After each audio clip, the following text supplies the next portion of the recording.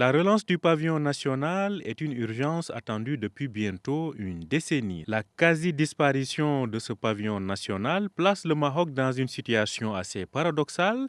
Avec Tanger et bientôt Dakhla Atlantique, le royaume abrite des ports incontournables dans le commerce mondial, mais ne dispose pas d'une flotte maritime capable d'assurer ses propres échanges extérieurs. D'ailleurs, cette faiblesse était apparue au grand jour au lendemain du Covid, qui a plongé le monde dans une crise de flambée du fret maritime. Mustapha El Fahir est expert en transport et logistique. Cela s'inscrit en droite ligne avec l'ambition maritime et africaine du royaume visant à faire du port de Dakhla Atlantique une plateforme logistique régionale majeure pour l'Afrique de l'Ouest et les pays du Sahel.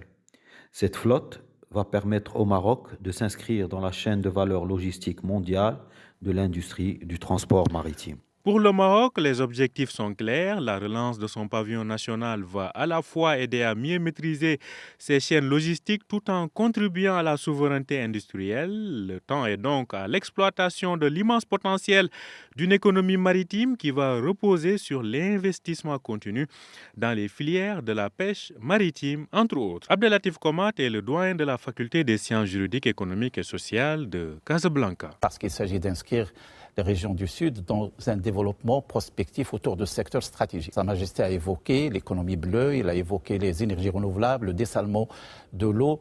Et effectivement, aujourd'hui, ce sont des stratégies pour notre pays d'une manière générale, mais le focus aujourd'hui, les régions qui portent ces projets, c'est essentiellement les régions du Sahara marocain. Le Maroc entre dans une phase de pleine exploitation de son potentiel géographique avec ses 3500 km de côte, aussi bien sur la Méditerranée que l'Atlantique. Le royaume est appelé à rattraper le temps perdu face à d'autres voisins méditerranéens actifs dans l'économie bleue, à l'image de la Grèce et de la Turquie.